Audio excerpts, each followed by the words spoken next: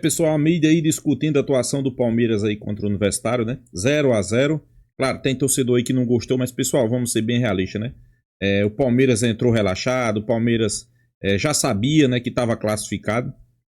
Claro, o torcedor sempre vai querer espetáculo, o torcedor sempre vai querer boa atuação. Eu não acho nem que o Palmeiras jogou tão mal assim, mas foi um pouco displicente, como a gente diz, né? Mas o que vale é a classificação, pessoal. O que vale é você passar. Vai pegar um River Plate aí que, vamos ser bem realistas, né? Para mim o Palmeiras é favorito, não é aquele River Plate que a gente está acostumado a ver, é um time bem inferior ao Palmeiras. A gente espera que o Palmeiras faça grandes jogos e que passe pelo River Plate, né? Mas tem Campeonato Brasileiro, né? Temporada é longa, tá chegando jogador.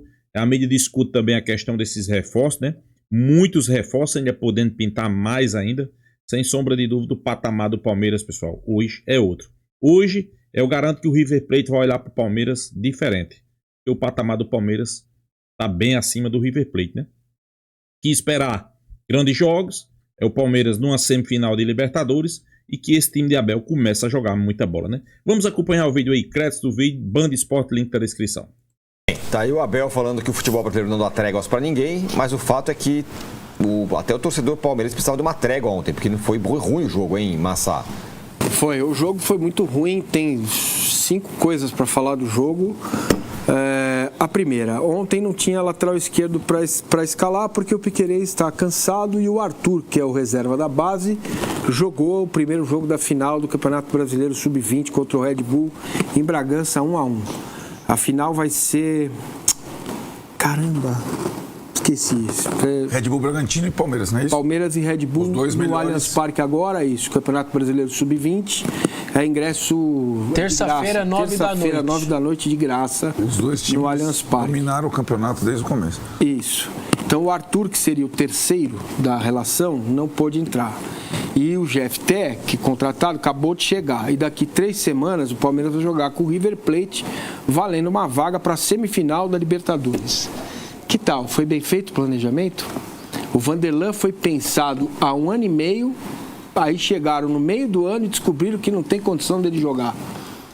E agora tem que trazer outro lateral que acabou de chegar. Tem 21 anos que a gente não sabe como vai responder. Porque eles confiam muito no Piquerez, a forma física, um cara que quase não se machuca. Vamos lá, então vou dar outro exemplo. Eu acho que eles confiam nisso. Beleza, você sabia que o Rios ia sair há 1 ano. Tá, tudo bem. Você foi lá e contratou o Evangelista. Certo. Certo? Tá errado?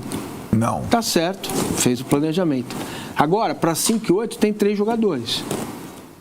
Aníbal, Martínez e o Evangelista. E aí ontem teve que pôr o moleque de 8. E foi bem o Allen. De novo, uma boa notícia. Que ia ser a solução. É isso, mas você percebe claramente que ainda não é a dele. Mas ele só se foi... Ainda bem que o treinador explicou, porque trocou porque ele tomou um cartão e ele não queria, poupando os jogadores, que ele tivesse que terminar o jogo com 10.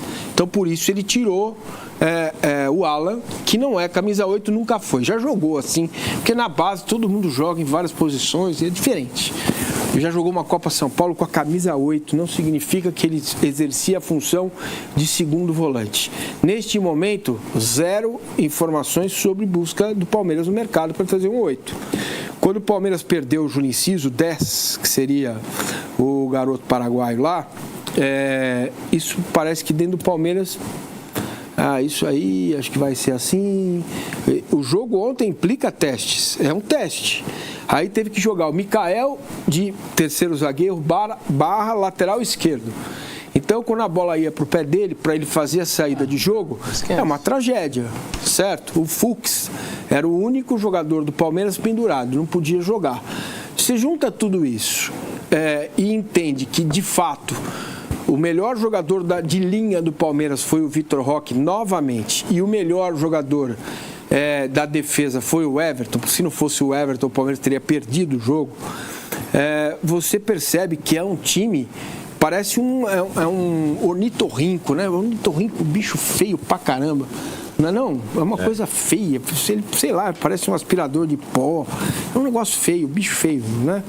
É um monstrengo ainda. Não tem uma definição, não tem uma cara, não tem um aspecto que você fala, bom, foi muito contra o Botafogo na base da superação, da raça, dos desarmes, da marcação, né? Da força, da interceptação, roubando bolas. Ainda é um time muito direto, a bola vai muito pro campo de ataque e volta o tempo todo. Cara, eu não consigo ver uma forma, um formato nesse time. Né? Mas quando você não traz um time inteiro, não é normal? Normal. Acabou de trazer 11 jogadores? É isso que eu ia concluir. Normal né? Mas, tem... se você pensar, bom, dos 618 milhões, 290 foram para Paulinho e Vitor Roque, e um deles não pode jogar, você pensa, bom, é isso aí. O Sousa está com mialgia, o Veiga está com problema no pubis, e a conclusão que a gente chega qual é? O elenco é curto, porque ele tem lacunas específicas que deixam o elenco deficiente, apesar da fala do âncora, contrata mais que está pouco, está contratando porque saíram 13 e chegaram 11, e ainda tem lacunas e faltam 15 dias, nem isso, né? Dia 10 de setembro, né? Para fechar a janela. Então, de novo, mesmo com tudo que arrecada, mesmo com os investimentos feitos, o Palmeiras vai entrar numa quartas de final de Libertadores com possivelmente tendo que improvisar jogador. Isso com uma frente a menos, né? Isso. E aí fica a comparação com o Flamengo que jogou na quarta e o banco de reservas, né?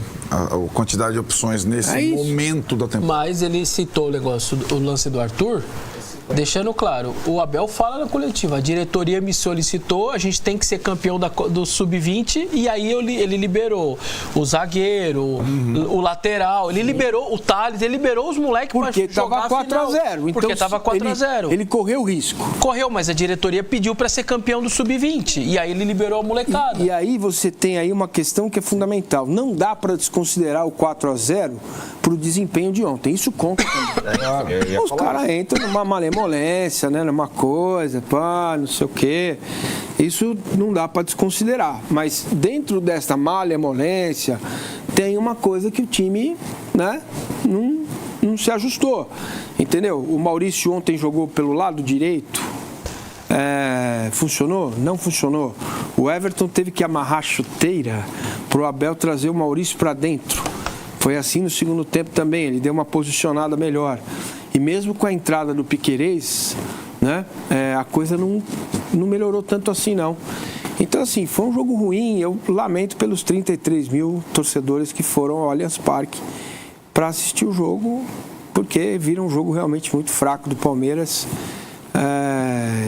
E agora é pensar no River Plate. Agora, o Vessa, quando a gente olha o Palmeiras é o mais do 4-0 ou do 0-0? Cara, assim, ontem eu acho que eu vendo rede social, eu acho que eu tava em outro planeta, né? Eu falava, não é possível, Nossa peraí. Senhora. Tá 4-0 o primeiro jogo. Você tá indo para um segundo. Gente, um mata-mata são 180 minutos. Acabou o primeiro tempo, tá 4-0. O que o treinador fez agora pro intervalo? No segundo tempo? Fez opções, testou esquema, testou jogador, rodou, descansou alguns, evitou o amarelo. Ele fez aquilo que numa partida de 180, que está 4-0 no intervalo, você faz no segundo tempo de uma partida, que ela está controlada com o resultado garantido. Então, assim, o torcedor se descabelando, jogou mal, eu juro, de verdade, eu não entendo isso. Isso é um mata-mata que você está com 4-0 na frente. E é Copa, né? E é uma Copa, as pessoas esquecem. Então, isso vira ruim, jogo ridículo. Sim, eu também lembrei dos 33 mil, eu acho que o Massa tá certo, os caras bancaram o valor, é muito ruim para quem se deslocou, foi dormir tarde pra caramba, acorda cedo. Eu entendo a galera do estádio, mas você tá na sua casa com 4-0 e etc e tal, cara, você tá na sua casa, no sofá da sua sala, ficar desesperado, o time classificou. Juro, de verdade, eu me senti em outro planeta vendo a rede social, os caras, não, o pior jogo da história, o outro, esse daqui tá... Gente, o time vai estar classificando, ele só precisa confirmar burocraticamente e fazer parte do segundo jogo. O jogador, se você que estava assistindo estava mais tranquilo, relaxado, foi assistir o River Plate, por que o jogador ia estar pilhado? Isso não é um derby, isso não é uma final, isso não vale... Se você tá assim como torcedor, os caras também estão. Ah, mas eles são profissionais. Sim, eles cumpriram o papel deles como profissional. Mas não adianta, você não vai querer... Pessoal, isso aí é um fato, né? Depois que você vence o jogo, o primeiro jogo, 4-0, da forma que foi, naturalmente, você entra mais relaxado, o treinador vai fazer mudanças, o jogador não vai dar tudo que ele pode dar. Isso aí é um fato, pessoal. Claro, a gente também entende a torcida, que a torcida cobra bastante, né? Cobra que quer ver o time goleando, quer ver o time passando por cima, mostrando um bom desempenho, mas no final a gente sabe que importante foi a classificação, né? Tomara que esteja na final, né? O cara dando carrinho, se matando, enlouquecido na beira do campo. Não vai ter isso, porque você também não tá como torcedor. Porque a sua adrenalina durante o dia não foi a mesma e a deles também não foi, porque era um jogo de 4-0. Então, sinceramente, não é questão de flanela ou não, é questão de a vida como ela é. Tá 4-0, você vai fazer o quê pro segundo jogo? Se matar, se machucar, dar carrinho, torcer tornozelo, tomar vermelho. Você vai fazer isso daí? Não vai. O outro time que não tinha nada a perder, tá num baita estádio legal pra caramba, veio um outro país, a torcida dos caras veio num número bacana, apesar do 4-0. Mas que Itapu. Vamos lá. Cadê? Temos.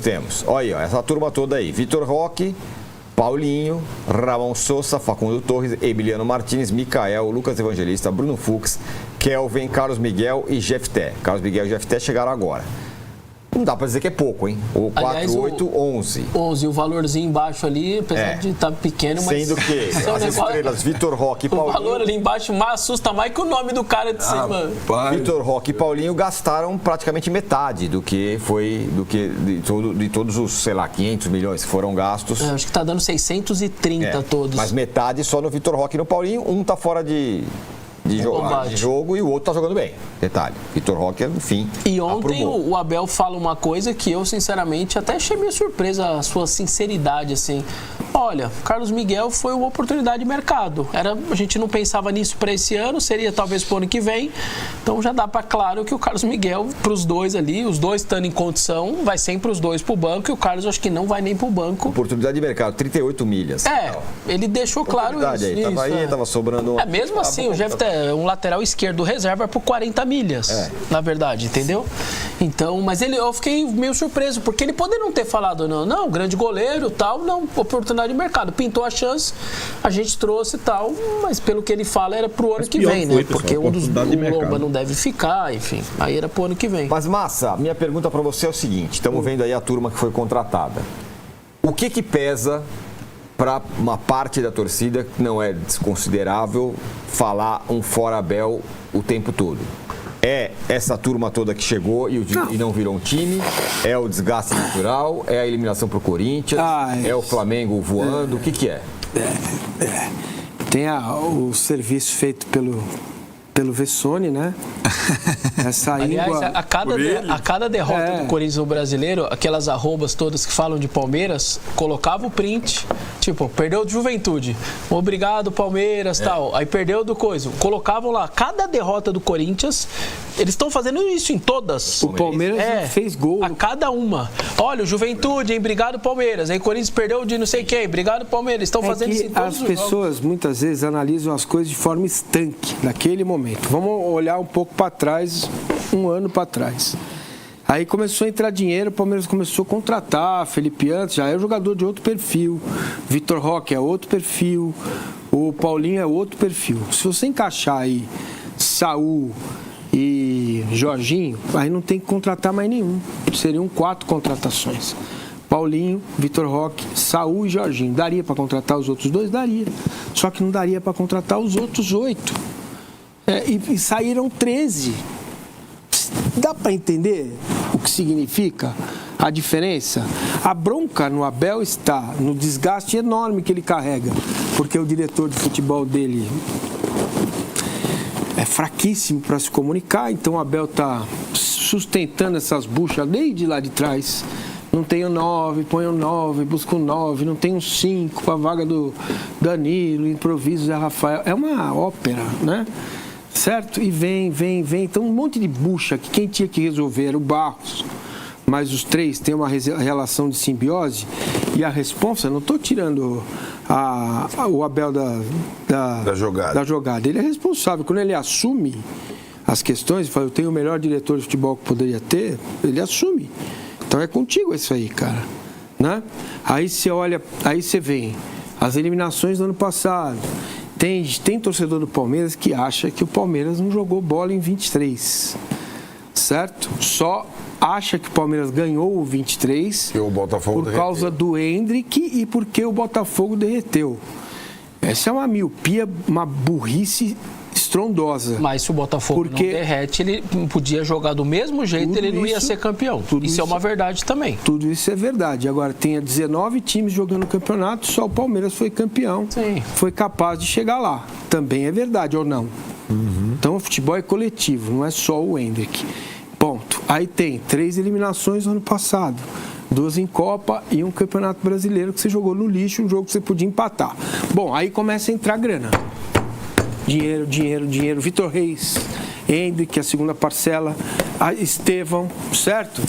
E agora caiu na conta do Palmeiras. O Palmeiras já tem, esse semestre, mais de 700 milhões arrecadados, por causa do Mundial também. Entendeu? E aí começa a ver, as pessoas começam a falar, Palmeiras milionário, só contrata esses caras. Põe de novo na tela aí os jogadores. A tela é impressionante, certo? Gente. Tirando o âncora espanhol, que já está acostumado e para ele não tá nenhum impacto, a tela é impactante. Então, a gente não está entendendo o que está acontecendo. Então, se você contratasse ali Vitor Roque Paulino e Samuel Lino, por exemplo, não contrata mais ninguém. Sim, mas eu Você acho... entende? Aí você precisa formar um elenco de novo, porque você está trocando o teu elenco. Então, aí acho que aí são perfis diferentes. É claro, é isso. Foi isso que eu passei uma hora e meia ontem explicando. Certo, mas não são só limites financeiros diferentes, são também.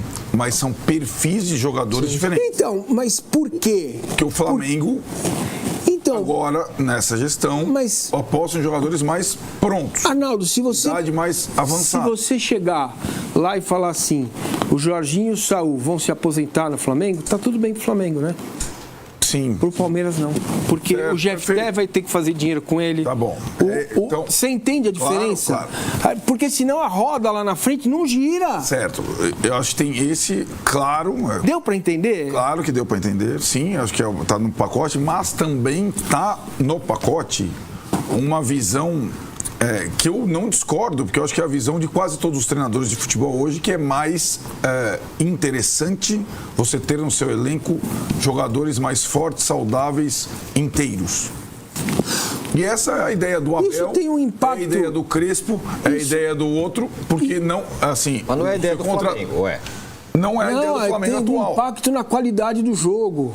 Porque o Flamengo fica com a bola 90% do tempo. Então, mas entendeu? é uma opção. É uma opção, claro que é. Parece que a opção do Flamengo parece a melhor. Então, só que claro que é a melhor, por quê? Porque ele não tem lugar para o Vinha no banco. Agora, se o Flamengo tivesse que optar, eu tenho que contratar 11 jogadores. Eu vou fazer o quê? Eu vou contratar Jorginho Jorginho, Saul e o Samuel Lino? E os outros 8? Foi o que o São Paulo fez. Então, mas eu acho o seguinte... Contratou 2, né? Entendeu? Caso o Oscar. O São Paulo está em outro momento. Pois é, pessoal, a mídia paulista aí discutindo a atuação do Palmeiras, né? Realmente não foi uma atuação, aquela atuação que o torcedor, podemos dizer que o torcedor tanto esperava, né? Uma atuação que o torcedor do Palmeiras está mal acostumado, né? Vencer, convencer, jogar bem, mas para mim não foi um jogo tão ruim. Pessoal, e na verdade, a gente sabe, né, como é que funciona, né? Você vai para um jogo onde você venceu 4-0 já o seu primeiro jogo, dificilmente você vai entrar com a mesma vontade que você entrou no primeiro jogo. Isso aí é um fato. Isso aí é uma realidade, né? Palmeiras tinha vencido o primeiro jogo. Simplesmente 4-0. simplesmente jogando muita bola. Você acha que o Palmeiras ia fazer isso? Ia partir para cima a qualquer custo? É atrás de resultado? Não. O Palmeiras não ia fazer isso, pessoal. Isso aí é um fato. Claro, a gente sabe que é importante, né, jogar bem, é importante vencer, é importante ter pelo menos expectativa de próximo jogo você tá bem, mas é como eu digo, não adianta aqui também todo jogo você achar que você vai passar o rolo compressor nos seus adversários. Não, mas porque venceu o primeiro jogo por 4-0. Faz parte. Primeiro jogo o Palmeiras entrou concentrado, entrou focado, venceu, faz parte, mas nem por isso quer dizer que seu segundo jogo o seu segundo jogo vai ser tão esmagador como foi o primeiro. Isso aí é uma verdade, pessoal. Tem que ter muita gente que não quer, não acredita, né? Mas é uma realidade, pessoal. É uma realidade. E o que esperar daqui para frente, né? Pois é, o Palmeiras pegando os adversários aí agora aqui um pouco mais cascudo, né? O River Plate. Queira ou não queira, o River Plate é um time cascudo. É um time onde a gente sabe que é complicado jogar contra eles, né? Mas, é como eu disse, para mim o Palmeiras continua sendo favorito. Para mim o Palmeiras continua sendo favorito e não é pouco, pessoal. Não é pouco. Por quê? Porque o Palmeiras é aquele time que quando chega nessa fase, podemos dizer, fase final de qualquer competição, o Palmeiras é forte. O Palmeiras é aquele time que dificilmente ele vai vacilar.